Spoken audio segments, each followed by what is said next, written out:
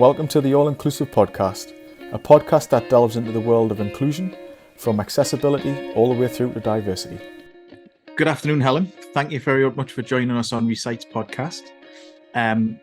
Just as a way of introduction, I'm just wondering if you could let us know your name, who you work for, and your background. Okay, my name is Helen Goodsall. I'm the Knowledge and Information Manager at the British Dyslexia Association. I've been there about 10 years now, on and off. Originally started as a volunteer there, working on a helpline not long after my son was diagnosed with dyslexia. And I joined them because I wanted to know a bit more so that I could help my son, but also felt that there would be other parents like me who were going on that same journey. So the helpline was sort of my way of kind of sharing the knowledge I had then and building my knowledge. And from there, I went on to train as a workplace needs assessor, working with adults in the workplace to identify reasonable adjustments. Because one of the things that struck me when I first started on the helpline was how many calls we actually had from adults as well. Yes. I don't know why, but I'd kind of always thought it was just something that affected children. Yeah. But kind of the more I learned about it, the more I realised sort of the lifelong impact of dyslexia. And so learning more about how to support people in the workplace seems sort of the natural thing for me, because I come from a workplace background. My original background was sort of marketing and communications. So I didn't feel that I could go down the teaching route and support children, but I did see that, there was a real need to support adults in the workplace. And I think it's brilliant. I understand where you're coming from with regards to people. Often when they think of dyslexia, they think of children, because anytime you see something in the media, particularly in news, they always take you to a school. Yeah. And they sometimes talk about misdiagnosing or children being missed, but it's never really discussed in the open as much on the effects in adulthood. And I wasn't diagnosed until after university. And I had an experience of what it would have been like as an adult. And even though I didn't know I was dyslexic, I knew I had to hide something. Mm-hmm. And with that comes tremendous stress, because to me, it was perfectly normal to read an email 5 or 6 times before you actually understood what the email said. But to other people, that was strange. So you always, for me, had to hide why something took too long, often taking it out of work. So there's so many sort of contexts and backgrounds of how things are affected. Like dyslexia affects adults, but the misconception is often it just affects reading and writing. So I was just wondering if you might be able to talk us through what you often observe, that how dyslexia affects many people, including adults in the workplace. Yeah, I think one of the really interesting things is that there's this sort of misconception that everyone with dyslexia is exactly the same. And that, as you said, it really only affects reading and writing. And that actually, if you can read or appear to read quite well, then you can't be dyslexic. Yeah. But because it's hidden, that difficulty with reading can be, as you said, you have to read something 2 or 3 times to actually understand and take that information in. But unless somebody is actually sitting side by side with you, they're not going to actually see that that's the case. So they don't see that kind of impact. All they just see is that, you've read the information that you've been sent and you've responded to them. There's other really interesting misconceptions. And one of the really interesting ones that sort of come out, and I think has kind of, as people have started to understand a bit more about dyslexia, is there's this idea that actually people need coloured overlays. And that actually, if you give a dyslexic person a coloured overlay, they have different choices of colour, but they'll find a colour that suits them and they'll be able to read, and it will get rid of a load of the difficulties. Yeah. Actually, that's not the case at all. And that problem with coloured overlays is actually, that's not dyslexia at all.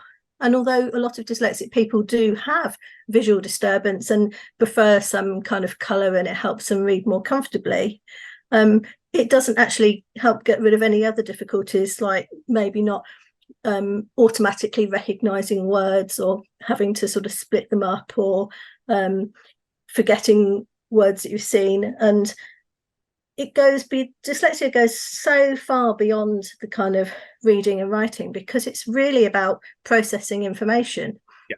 And pretty 100%. much everything you do requires you to process some kind of information. And if you have a difficulty with that, whether it's the visual information that you're seeing, or whether it's the written information, or even some people struggle with actually processing information they hear, if it takes you longer to do that and respond, that has a huge impact on what you're doing on a day-to-day basis. And as you said earlier, it has a sort of hidden strain on you, really, because you're having to work so much harder than everybody else just to achieve the same things. Yeah, yeah. And I do think it comes with advantages as well, where you might do things easier, but society isn't really built to take advantage of the advantages that dyslexics might be able to bring, such as, a long memory. I've got a fantastic memory myself, being dyslexic. But I'm just going to pick up, and it's very interesting you say that the color overlays are not a dyslexic specific thing. It's often an eyesight thing that is often very commonly associated with dyslexia, but is not necessarily the same. Because I do use overlays now and then, and I've got a weird background of like sometimes yellowy, pinky, it depends, and blue text, and I do read faster and I find the process easier, but I forget in the condition it's called, and it's not really noticeable. I just slightly look over like that. My eye alignment is slightly different. And I went to a specialist optometrist, and he said that's very common with people that's got dyslexia. So I always think you learn something new. Yeah. And you've just taught me something there that I didn't know, but logic in my own experience makes it make sense, because I do use overlays. My sight is there's some sort of like peculiarity with it, and it's a peculiarity that my optometrist has said is often associated with dyslexia, but obviously isn't dyslexia. So I think it is more common in dyslexic people, but there's still kind of research going on to actually clarify exactly what it is. But I think there's also a lot of people out there who have never actually been diagnosed with dyslexia, but had difficulties when they were at school, were given coloured overlays, and that worked for their reading difficulties. And they were told they were dyslexic. And those people still believe that they're dyslexic. I know somebody recently who was doing professional exams and had to have a diagnostic assessment as evidence, and actually came out and found out they weren't dyslexic. Their difficulties are all visual difficulties. So they've had this idea all their life that they're dyslexic and their difficulties are because of that, and they're not. They're because they have these difficulties with sort of visual disturbance, which in their case are fixed by using coloured overlays. But it's just really interesting that has always been associated with dyslexia, I guess, because it does have a huge impact on people reading and processing information. And as people have started to understand more about dyslexia, it's easy to start to distinguish between the different types of reading difficulties people have, and and how those things can be supported.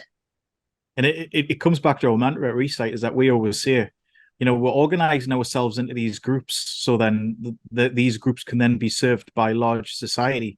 But the true fact is, this is just society.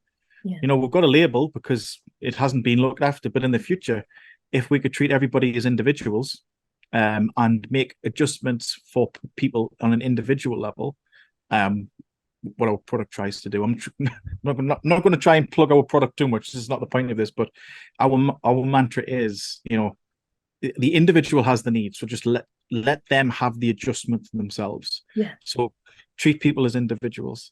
And it's interesting you mentioned, because I always struggle to explain to people when I say I don't really read much, and to fall into exactly what you said, even though I don't really read much and I don't enjoy it, I was in the top English set in a comprehensive school. So I definitely wasn't found. And even when I said I think I'm dyslexic, the teacher said, no, you're not. And then ended up passing my paper to somebody who specialized in special, like special needs, as they called it at the time. And the person said I wasn't dyslexic. And it wasn't until university I got tested, and I was.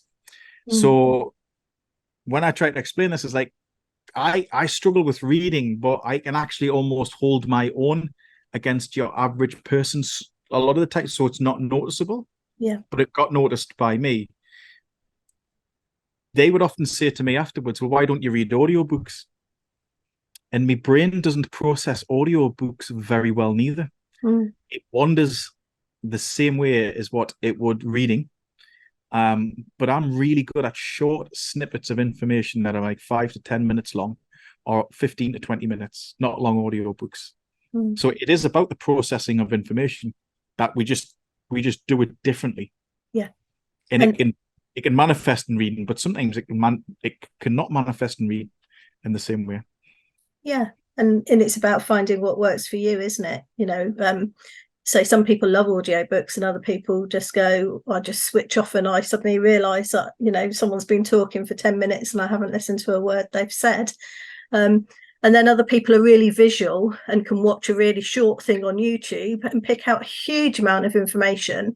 Yep. That other people will have gone, well, how on earth, they didn't say that. And it's like, well, they did. But, it's about how your brain takes in that information and about finding what works for you. And I think coming back to your point before, it really is about focusing on needs rather than a diagnosis.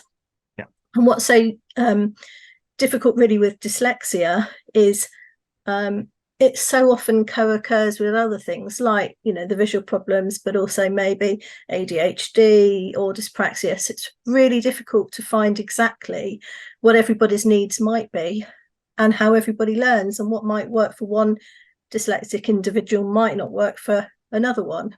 If you've also got difficulties with your sort of, ADHD on the attention thing, then you probably do want stuff in really short snippets of information, because your brain takes that in and can kind of keep that and retain that much better than long things. But again, other people then need that real detail to be able to understand what's being said. So I always tend to spot dyslexics by how they analyze things. And I'm very accurate now at, if I speak to somebody, my experience of people who are put in the group as dyslexics, they seem to be able to kind of spot the finer detail in things so quickly. That's how I often spot people. And I'll say, oh, such and such, are you dyslexic by any chance? Often the answer will be, I've always thought I am, but I'm really good at English.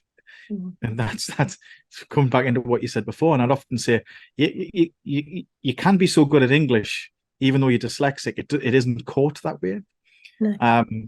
For me, it's always been the appreciation that the dyslexic brain processes so many parallel units at the same time, and giving it a lot of information often can allow it to process things that people who are non-dyslexic wouldn't process. Yeah. And that's where I believe audiobooks fall down for me. Is it's not that I haven't got the attention span, my brain is still wanting to do something different at the same time. So I can often keep myself busy by doing something else and put an audio book on in the background, and then me personally will absorb the audio book better by my brain partially being distracted and doing something else as well as listening to the audiobook. Yeah. And that seems contradicted to what most people believe learning should be. And that's just how it works for me. Yeah, and I think we're seeing increasingly people that like listening to music while they're working. I mean, I used to go absolutely mad with my son when he was revising for GCSEs, because he'd have this music on in the background. And I'm like, how can you work? Because I personally couldn't work because I'd be listening to the music. But for him, that enabled him to focus. So, again, it's different things work for different people, and dyslexic brains certainly do think differently. I've noticed in my own family, the kind of problem solving and that whole approach to solving problems is completely different from how I would do something. And if we're going somewhere on a journey, I like a whole list of instructions and they like maps. But give me a map and I'm going, hold on, which way am I going? They don't work, but they do for my family. So the eternal struggle of traveling with a dyslexic. I know my girlfriend, she's she's dyspraxic and I'm dyslexic, and us two are trying to organize a holiday. They should make a carry-on film about it sometimes. It's like it's hilarious, but it just shows two people that process and organize information in complete opposite ways. Yeah. It comes together, it works, but it just looks like chaos, particularly in the airport when we're forgetting to do something. But life is interesting. Life is very interesting, and I'll still go back to what I said earlier, that it's treating everybody as an individual. That's the key, and the individual needs, and trying to help them make whatever adjustments they happen to be. Yes. And sometimes putting somebody in a group, like calling them a dyslexic, is helpful. Sometimes it can be extremely unhelpful, because dyslexia tends to be a loaded word, and with preconceptions. So treating people as people is the key forward, I believe. Yeah, I think it is. So BDA and Recite Me, we've worked together for a long time. Long time, actually. I think you guys were one of the first organizations that we got in contact when we first started.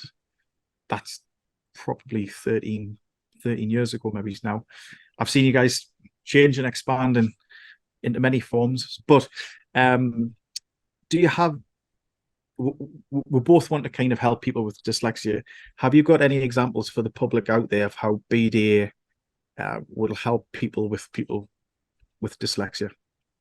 Yeah, so we're doing a lot of work to try and make sure that children are picked up in schools and get the right support. And that's not necessarily that, they need a whole diagnosis, but it's making sure that the teachers that are teaching them actually recognise dyslexic children.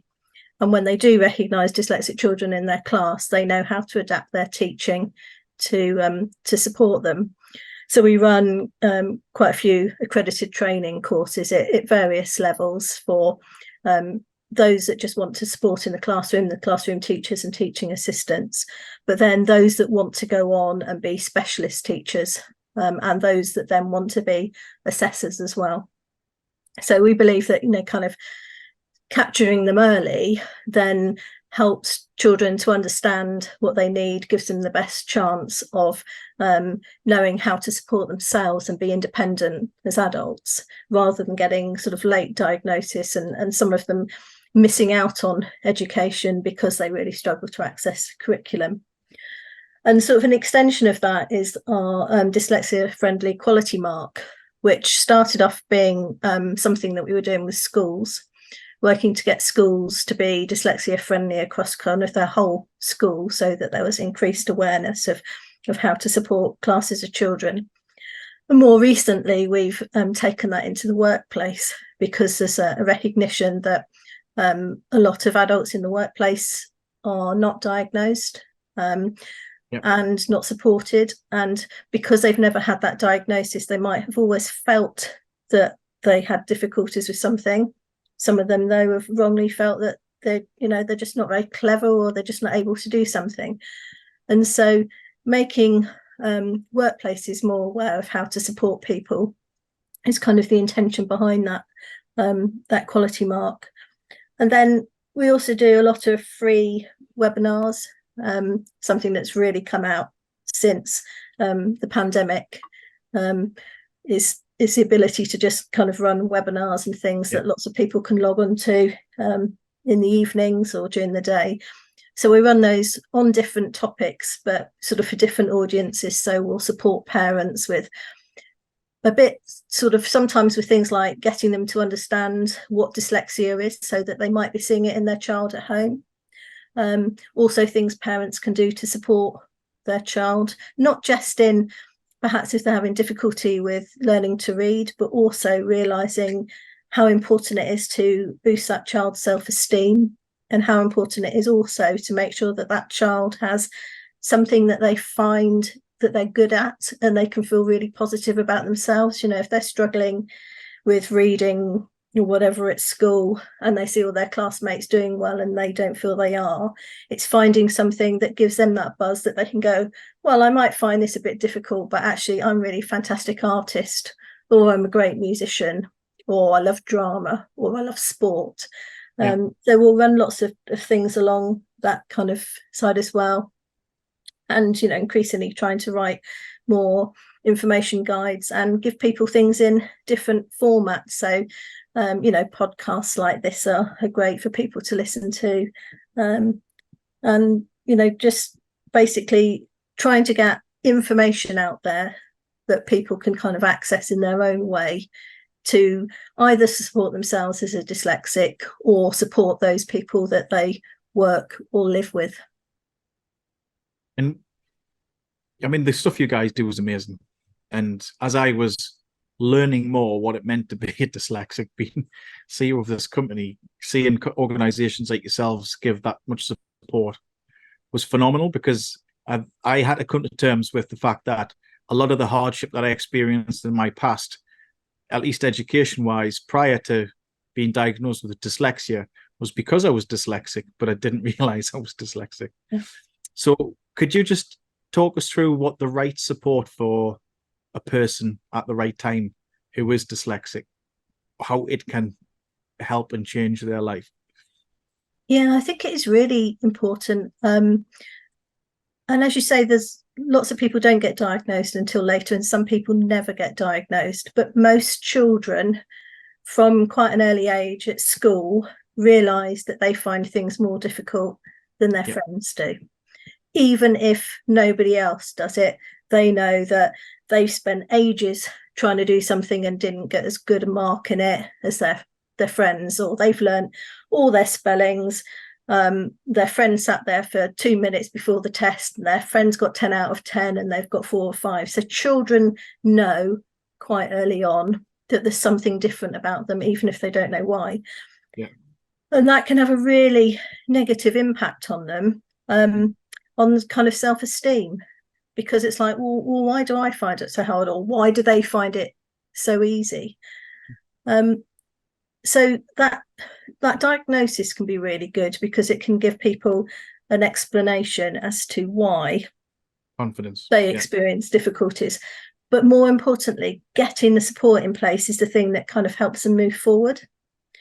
And, you know, having things in place that suddenly somebody's explaining something to you in a way that makes sense, rather than going over and over something in a teaching way that just doesn't make any sense to you. You know, we were talking before about some people like audio books, and for other people those things don't work at all. If you're always given an audio book and then told at the end, well, what was that about, and you just cannot take that information in that format, you're not going to move forward. So it's about finding things that work, and that's what kind of specialist teaching does. And if you get that early on in primary school, that really sets you up for secondary school, because of course when you get to secondary school you have to be much more independent as a learner. And if you can't access that curriculum because reading is difficult, or you're not getting in the information in the right format, you are really struggling in every single subject that requires you to be able to read, take in that information, process it, and write and learn from it, and then put that back on an exam paper. Yeah. So if you can kind of get those skills so people can access that, or if you know what support they need to access that, and you know, we've got great technology now which is starting to come in a bit more in schools that enables people to access that information, that gives people far more choices in terms of what they can take exams in. Yeah. And we are very much a society that, you know, values qualifications, and without qualifications it's quite difficult to go on. So if you don't get access to that learning, that support, your restrictions of what you can do at kind of GCSE are narrowed. And then if you don't get maths and English, then you can't go on to some of the courses at college.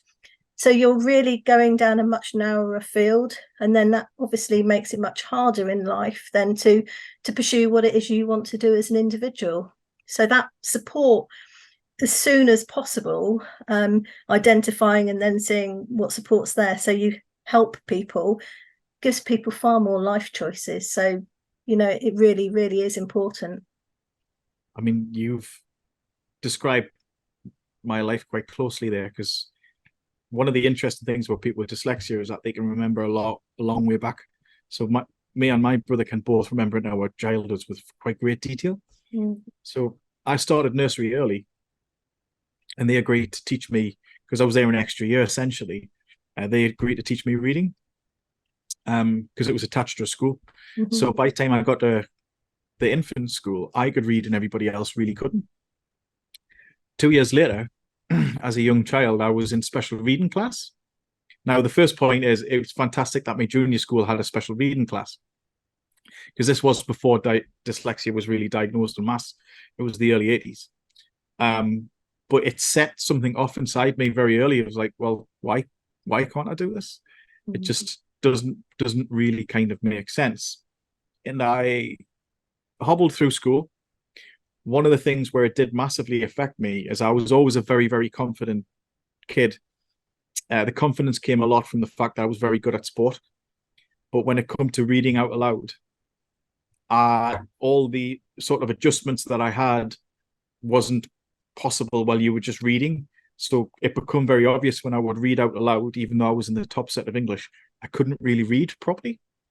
And that instigated a massive fear of public speaking in myself that didn't need to be there had it been diagnosed and recognized.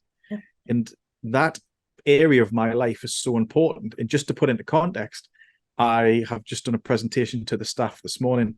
I often do presentation to hundreds and hundreds of people, and the emotional what's the best way to describe this? The emotional effort that I had to put at university to get over this fear was quite phenomenal. Because I become president of the student union, I had to do a lot of talking, and I realized I hated speaking, which all ascended from reading out in class. And it took me years, and my life would not have took the turn that it did had I not defeated that fear. However, that fear never needed to be there in the first place, because it was a system that hadn't adjusted to me. So I find that very interesting. I think the key of catching early is the fact that you can stop a student studying engineering like I did, who has no interest in studying engineering. It's just hasn't got much English in it. So yes. So I got out lucky. Engineering was close enough to programming, and programming was close enough to web. And so now I own 2 software companies. So it was a good story in the end for myself, but maybe it's the support in the beginning for other people can make life a lot more easier.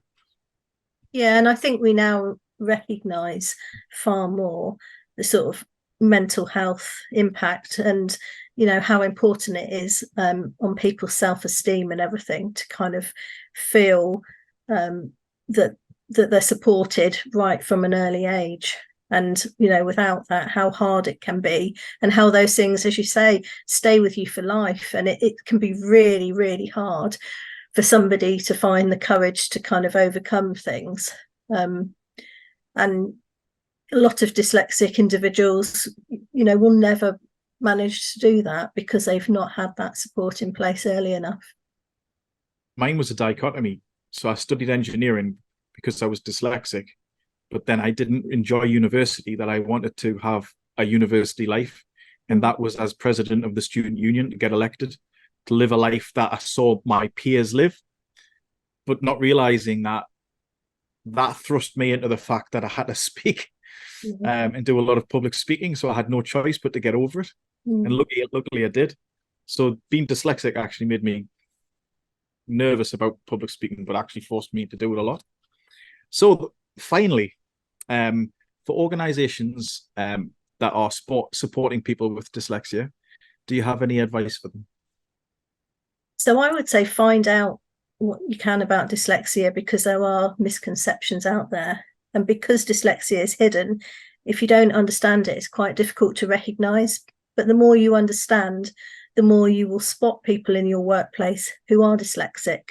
And the more you understand, the more you'll see that with just a little bit of support or the few adjustments, how much easier life can be for them, and how those people can go on and achieve great things. And that actually most of adjustments that people need in workplaces are so easy to make. I think there's this misconception that actually reasonable adjustments that Equality Act has asked people to make actually cost a load of money, and a lot of them don't. I mean, particularly now, so much accessibility stuff is integrated into what we're doing every day. And, you know, our basic software and things has come on so much that people can dictate emails.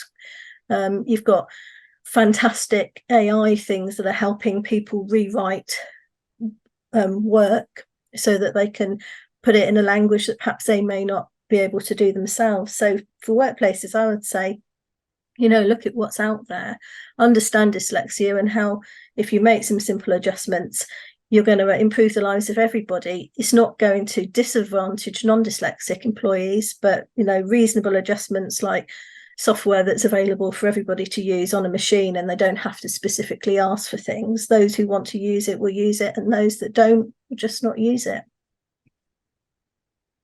So I suppose to summarize that up is that the solutions are out there. You've just got to make the solutions available. Yes. Yeah, I mean, I think and the more you understand, the more you'll realize that that's the case. And, you know, I think the statistics are about 10% of the population's dyslexic. So pretty much every workplace is going to have at least one person, probably a lot more, even if they don't know who they are. We're everywhere and we'll take over the world. Anyway, this has been fantastic. It's been very informative. I always learn something new every time I do these podcasts. And your insight with regards to colour overlays is something I've learned today. So thank you very much for that.